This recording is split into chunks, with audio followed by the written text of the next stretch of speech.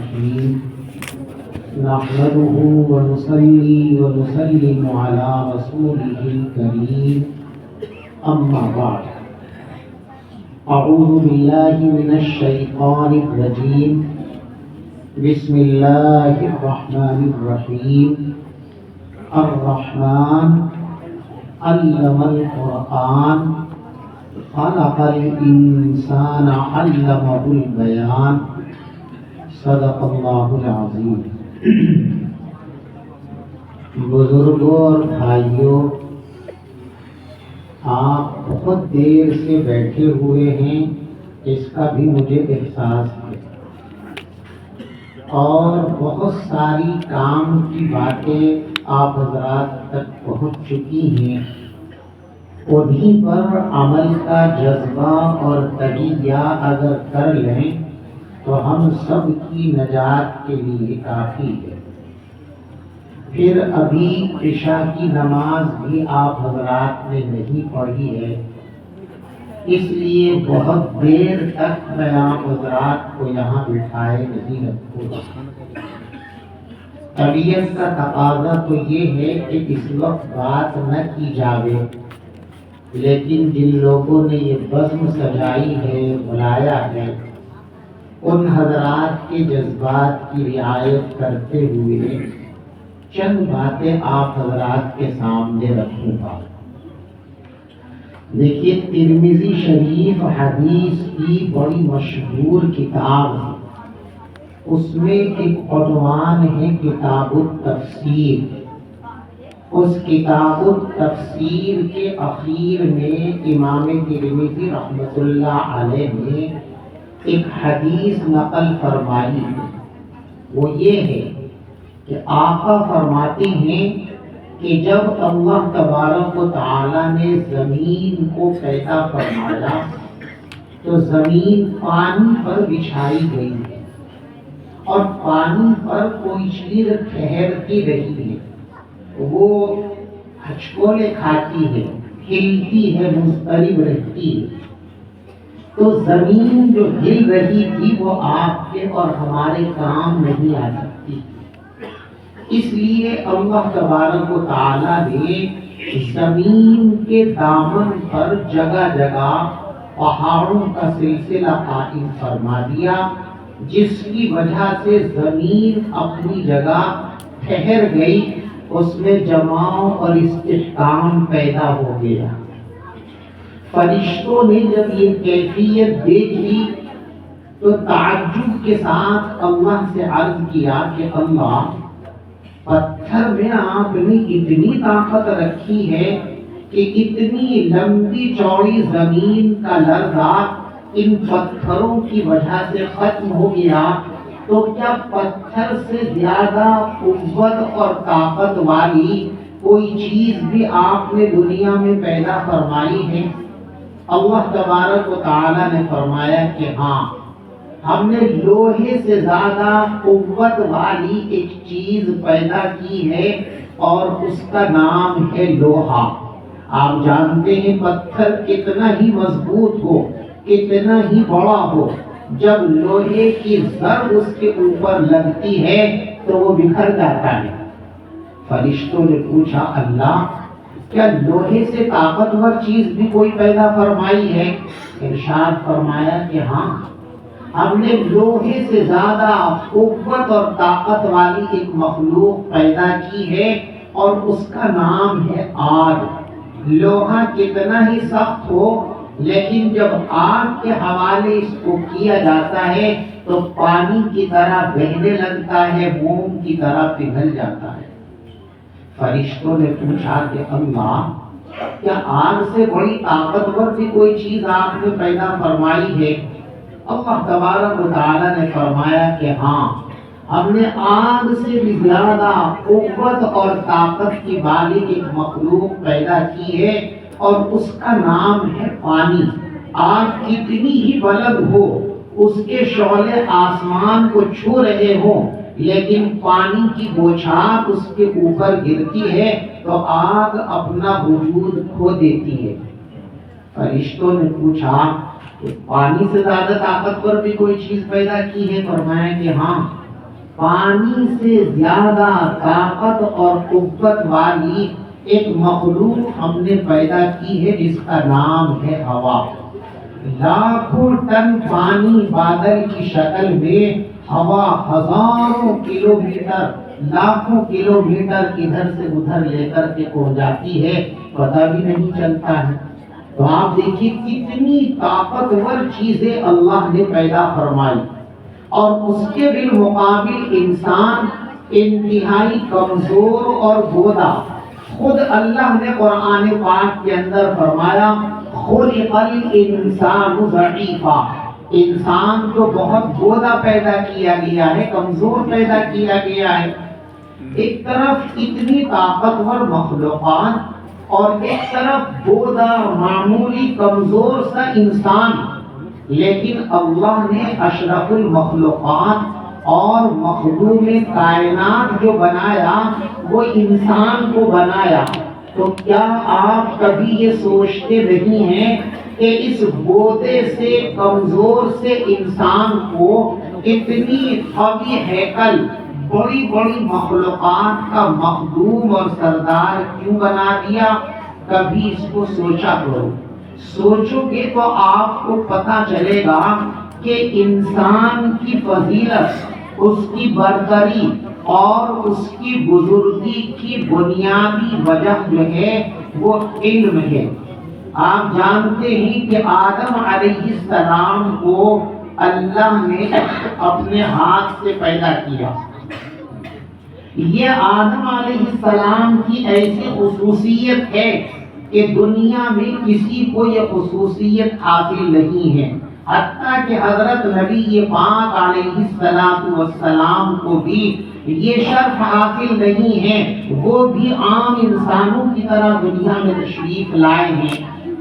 لیکن جب فرشتوں نے یہ پوچھا کہ آدم کو یہ مقام کیوں دیا جا رہا ہے، تو اللہ نے یہ نہیں فرمایا کہ آدم کا قد و قامت بہت قوی ہیکل ہے یا آدم کو ہم نے اپنے ہاتھ سے بنایا ہے، بلکہ اللہ نے آدم کی برتری کو ثابت کرنے کے لیے جس چیز کو بنیاد بنایا وہ صفت علم ہے۔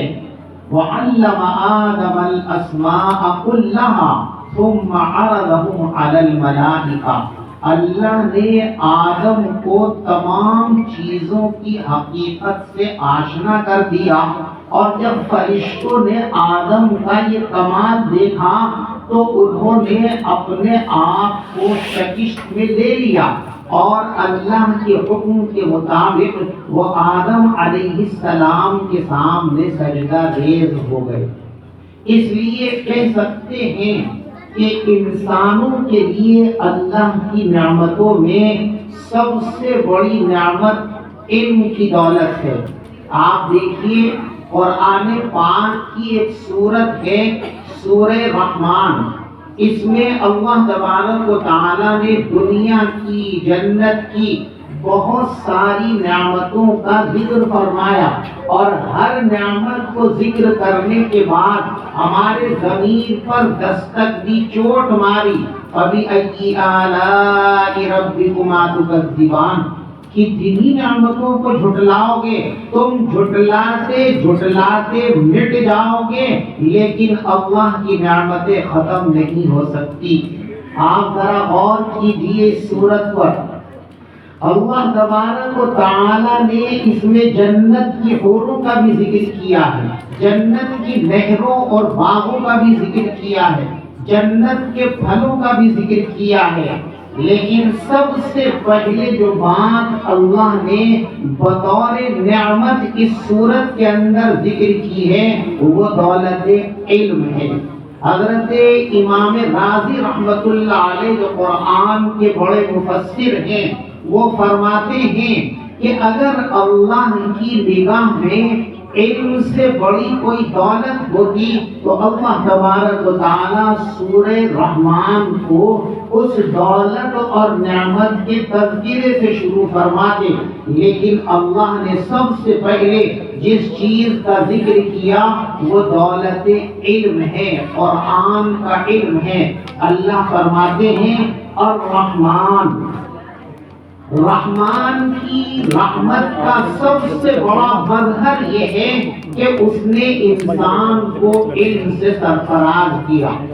علم دوستو ایک ایسی نعمت اور دولت ہے جو صرف انسانوں ہی کو ملی ہے، انسان کے علاوہ کسی اور مخلوق کو اللہ نے یہ نعمت مرحمت نہیں فرمائی ہے۔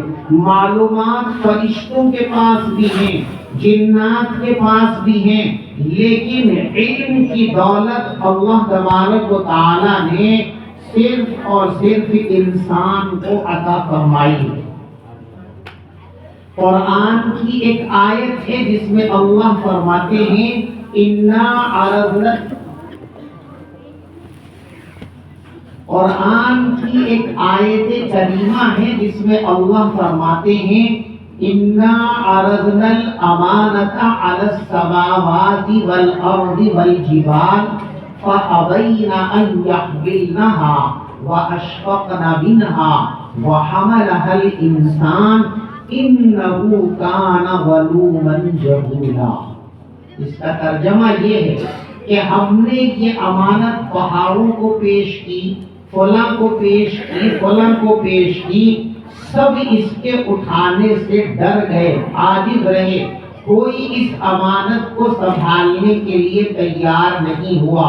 وَحَمَلَهَا الْإِنسَانُ، لیکن انسان نے اس کو سنبھال لیا۔ تو وہ انسان نے بہت اچھا کام کیا، لیکن آگے کا جملہ دیکھیے، فرمایا اِنَّهُ كَانَ ظَلُومًا جَهُولًا، یقیناً انسان بڑا ظالم ہے اور انسان بڑا جاہل ہے۔ تو یہاں ذہن میں یہ بات آتی ہے کہ انسان نے اچھا کام کیا تو اس کی تعریف ہونی چاہیے تھی، اور یہاں اس کو ظالم اور جاہل کہا جا رہا ہے۔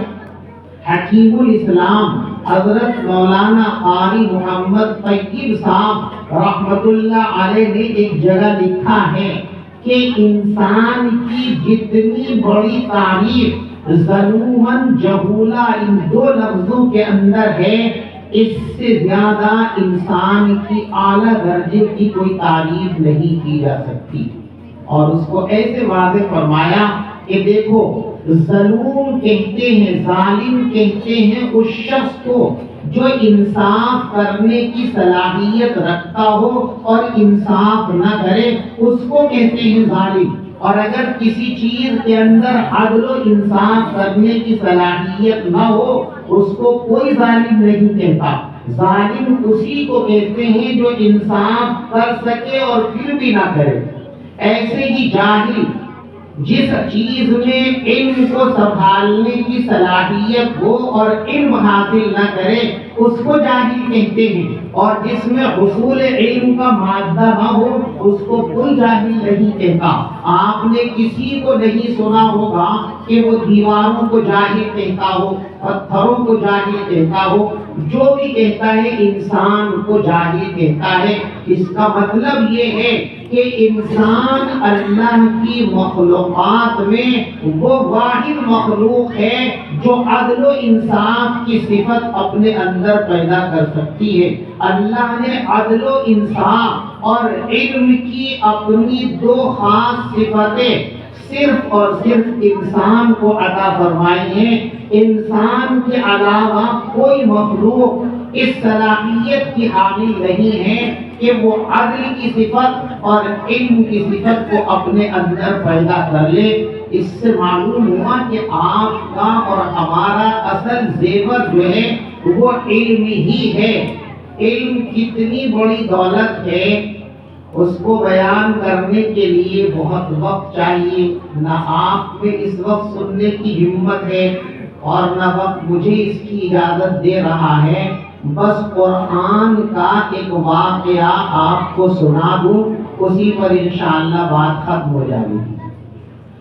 اللہ تبارک و تعالیٰ کے ایک بہت اعلیٰ درجے کے پیغمبر ہیں حضرت یوسف علیہ السلام، اور اللہ نے جتنی تفصیل اور ترتیب سے قرآن پاک میں ان کا ذکر فرمایا، اتنی تفصیل اور ترتیب کے ساتھ کسی کا ذکر نہیں فرمایا۔ پوری ایک سورت ان کے نام پر رکھی گئی، سورہ یوسف۔ حضرت یوسف علیہ السلام کی طرف ذرا ذہن دوڑائیے. اللہ نے ان کو ایک بڑی نعمت دی تھی، حسن کی نعمت. حدیث پاک میں کہ اللہ نے جتنا حسن پیدا فرمایا تھا اس کے دو حصے کیے. آدھا حسن اکیلے یوسف کو دے دیا گیا اور باقی آدھا پوری کائنات کے اندر تقسیم کر دیا گیا. تو یہ بڑی نعمت ملی حضرت یوسف علیہ السلام کو. لیکن اس نعمت نے کیا دیا یوسف کو؟ اس نعمت کی سب سے پہلی چوٹ یوسف پر یہ پڑی کہ ان کے بھائی حسد کی آگ میں جل گئے. ان کو ماں کی شفقت اور باپ کی محبت سے محروم کیا، ان کو اندھیرے کنویں کے اندر ڈالا. پھر وہاں سے نکالے جانے کے بعد ان کو بازار مصر کے اندر غلام کی حیثیت سے بیچا گیا، اور پھر ان کو عزیز مصر کے شاہی محل میں جب وہ شباب کی منزلوں میں قدم رکھ رہے تھے تو اتنا بڑا جھٹکا دیا گیا کہ ان کو جیل کی سلاخوں میں پہنچا دیا گیا. تو ایک بڑی نعمت حضرت یوسف علیہ السلام کو ملی. اس نعمت نے ان کو ماں کی شفقت، باپ کی محبت اور آزادی جیسی نعمت سے محروم کر کے انہیں جیل کی سلاخوں کے اندر بھیج دیا. اور دوسری نعمت اللہ نے ان کو عطا فرمائی تھی، علم کی نعمت. قرآن بتاتا ہے کہ علم کی نعمت نے ان کو جیل سے نکال کر ملک مصر کے شاہی تخت پر لا کر کے بٹھا دیا اور ملک کا بادشاہ بننے کا موقع ان کو دیا. یہ بات اللہ نے حضرت یوسف علیہ السلام کی بیان کر کے آپ کو اور ہمیں متوجہ کیا ہے اس طرف کہ دنیا کی کوئی نعمت آپ کے لیے مکمل عافیت کی ضمانت نہیں بن سکتی. دنیا کی کوئی نعمت آپ کے لیے کامیابی کی ضمانت نہیں بن سکتی. لیکن علم ایک ایسی نعمت ہے جو کامیابی کی بھی ضمانت ہے اور وہ حفاظت کی بھی ضمانت ہے اور وہ عزت کی بھی ضمانت ہے. اور اگر اس کا حق ادا کر دیا جائے تو قیامت کے دن مغفرت کا بھی ذریعہ ہے. ایک حدیث پاک میں ہے کہ قیامت کے دن اللہ تبارک و تعالی علماء کو اپنے سامنے بلائیں گے اور فرمائیں گے یا معشر العلماء، اے علماء کی جماعت، انی لم اضع فیکم علمی لأعذبکم، اگر تمہیں عذاب دینا ہوتا تو اپنے علم کی صفت تمہیں کیوں دیتا؟ میں نے اپنا علم تمہارے اندر رکھا ہی اس وجہ سے تھا کہ تمہاری مغفرت کرنا مجھے منظور تھا. تو بہرحال علم دنیا میں بھی آخرت میں بھی ہر جگہ کام آنے والی چیز ہے اور اپنے کام آنے والی نہیں ہے. صرف دنیا کی جتنی نعمتیں ہیں آدمی اپنے لیے استعمال کرتا ہے. علم وہ نعمت ہے جو دنیا میں بھی دوسروں پر لٹائی جاتی ہے اور آخرت میں بھی علماء ہی ہمارا کام بنانے کے لیے آگے آئیں گے. ایک حدیث ہے جامع صغیر کے اندر کہ اللہ تبارک و تعالی ایک دن سارے جنتی لوگوں سے کہیں گے کہ کچھ مانگو. سارے جنتی کہیں گے کہ کیا مانگے؟ جس کو سوچ بھی نہیں سکتے تھے وہ مل گیا جنت میں، کیا مانگے؟ حیران ہو جائیں گے، پریشان ہو جائیں گے. تو کچھ لوگ آپس میں ذکر کریں گے کہ بھائی دنیا میں جب کوئی بات سمجھ میں نہیں آتی تھی تو عالموں سے پوچھتے تھے، تو ان سے پوچھو. لوگ علماء کے پاس آئیں گے، اللہ ان کے ذہن میں ڈالے گا، وہ بتائیں گے کہ تم اللہ سے اس وقت یہ مانگو. جب جنت والے وہ مانگیں گے تب اللہ تبارک و تعالیٰ وہ دولت ان کو دے کر ان کی آنکھوں کو ٹھنڈا کر دے گا. ایک حدیث میں ہے کہ جب عالم اور عابد دونوں جنت کا دروازہ کھلنے کے بعد جنت کے دروازے پر پہنچیں گے تو عالم سے کہا جائے گا ادخل الجنہ، جاؤ میاں جنت میں، تم نے دنیا میں بڑی محنتیں کی تھی، مشقتیں کی تھی، جاؤ جنت کے مزے لوٹو. اور عالم سے کہا جائے گا اقعونا، بھائی ذرا یہی رکو ابھی. اس لیے کہ خود جنت میں چلے جانا کون سے کمال کی بات ہے تمہیں تو ہم نے اس لیے چنا تھا کہ تمہاری بدولت اور تمہارے اشاروں پر ہم بے شمار لوگوں کو جہنم سے بچا کر جنت میں ڈالیں گے، اور کہا جائے گا یہ پوری بھیڑ ہے اہل جہنم کی، ان کو دیکھو، ان میں کوئی تمہارا چاہنے والا، تم سے محبت کرنے والا، تمہاری خدمت کرنے والا، تمہاری عزت کرنے والا اگر کوئی ہے تو اس کی طرف اشارہ کرو، ہم تمہارے اشارے پر اس کو جنت کے اندر داخل کر دیں گے۔ تو عالم یہاں بھی ہمارے لیے سرمایہ ہے، آخرت میں بھی ہمارا سرمایہ یہی ہے، اس لیے علماء سے جڑو۔ آج ملت میں یہ بیماری تیزی کے ساتھ پھیل رہی ہے کہ وہ خود کو علماء سے دور کرنے میں لگے ہوئے ہیں۔ یاد رکھو، آپ کی ہدایت کی ضمانت صرف اور صرف علماء ہیں۔ جو طبقہ علماء سے بدزن ہو جائے گا، علماء سے دور ہو جائے گا، اسٹامپ پہ لکھ کر ہم دے سکتے ہیں کہ اس کا ہدایت پر باقی رہنا ممکن ہی نہیں ہے، وہ یقیناً گمراہ ہو جائے گا۔ اگر اپنے ایمان کی سلامتی چاہتے ہو، اپنی نسلوں کو مومن کی حیثیت سے زندہ رکھنا چاہتے ہو، تو علم سے اور علماء سے اپنا تعلق قائم کرو۔ کیا کچھ آپ کو ملے گا اس کی تفسیر کا موقع نہیں ہے، ادھار رہی ہے تفسیر، انشاءاللہ پھر کسی وقت حاضری ہوگی تو آپ سے گفتگو ہوگی۔ اللہ تبارک و تعالی ہمیں علماء سے، علمی اداروں سے محبت اور خدمت کرنے کی توفیق عطا فرمائے۔ آمین۔ وآخر دعوانا ان الحمدللہ رب العالمین۔ مولانا محمد وعلى آل سيدنا مولانا محمد وبارك وسلم۔ ربنا آتنا في الدنيا حسنة وفي الآخرة حسنة وقنا عذاب النار۔ ربنا تقبل منا إنك أنت السميع العليم وتب علينا إنك أنت التواب الرحيم۔ وصلى الله تعالى على خير خلقه محمد وعلى آله وصحبه أجمعين برحمتك يا أرحم الراحمين۔